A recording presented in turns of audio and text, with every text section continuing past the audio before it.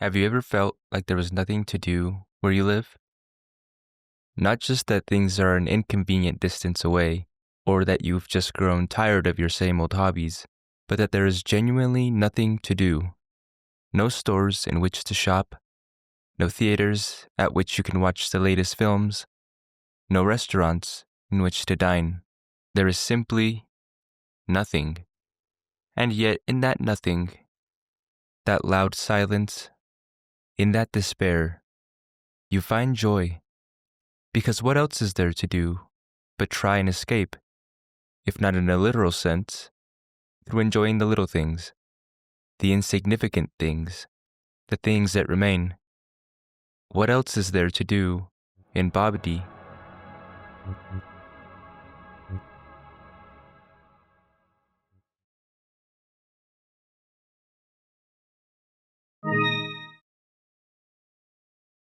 If you look at our itinerary, there's actually quite a bit to do in Babbdi. You can play ball with the town's dog at the beautiful local park.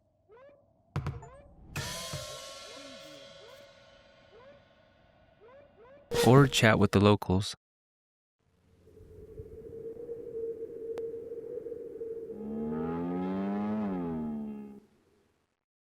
The town's directory documents all of its happy residents, so you can put names to faces. Babbdi's people are among the most hospitable in the world and love hosting others, so don't be afraid to stop by and mingle with your fellow residents.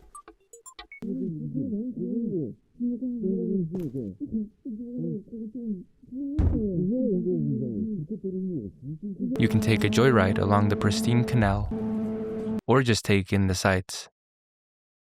Babbdi offers its residents a modest library, cable television, and a functional underground subway system. Babbdi's gorgeous church lets residents practice their faith and brings our community closer together.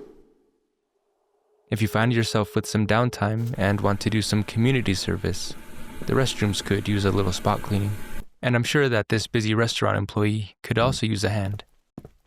But with so much to do in Babbdi, you'll have to make time to give back. The town scavenger hunt will keep you entertained for hours, and there are so many incredible prizes to find. Among them, a fine selection of wines, smokes, and Babbdi delicacies. And after a long day of fun, you can unwind at one of the town's many water features, before an exhilarating night out at the popular underground nightclub.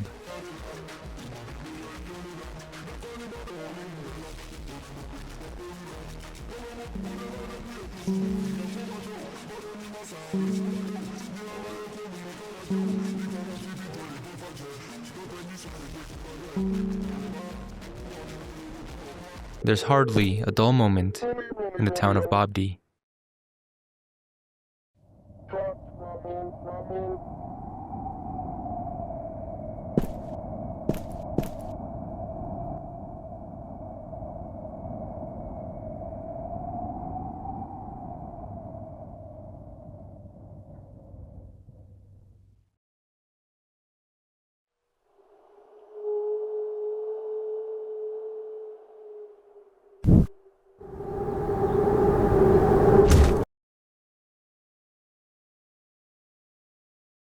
Okay, maybe Babbdi isn't the perfect paradise, but how did I find myself losing hours here?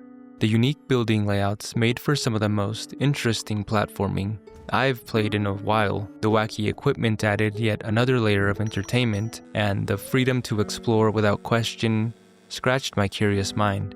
The sandbox feel of this game, mixed with the list of achievements to complete, gave it purpose without feeling restrictive. The replayability created by the speedrunning community makes Babbdi a place to which you can return and oftentimes will want to. I found myself coming back to the game multiple times to get all of the achievements and even found some new things just when I thought that I had seen it all. Why don't the other residents seem to share my enthusiasm about this place? Well, it could be the brutalist architecture that acts like a maze, its tremendous size swallowing every inch of sunlight in select areas. Or it could be the apparent lack of resources, I'm sure. I mean, there are signs that the town of Babbdi gets, or at least at one point got, some sort of trade based on the boat in the distance here, and the gates just ahead. And that there are buildings, such as the restaurant, dedicated to turning those resources into food. The abandoned industrial district shows that production once occurred, or maybe still does to a limited capacity here. The townspeople still get access to utilities like electricity to power their lights and boomboxes. Maybe the people of Babbdi once shared my same enthusiasm, my same sense of wonder, but that can only last so long. These people have had their fill of taking a motorcycle joyride, of flying through Babbdi's skies with a leaf blower, and running around the many tunnels and hallways. To these people, Babbdi is not a game. Eventually, the music begins to sound like nails on a chalkboard, and the silence is just as loud. Neighbors turn into strangers, and even your own reflection begins to fade. The air tastes stale, no matter how high up you go, and the sights no longer impress. No matter how much fun we can try to create, we can't run, and we can't hide forever. Eventually, you need to leave Babbdi, or be willing to try and find joy in despair. If you made it this far, thank you so much for watching, and I highly recommend that you check out Babbdi for yourself. It's free on Steam, and honestly it feels kind of like robbery.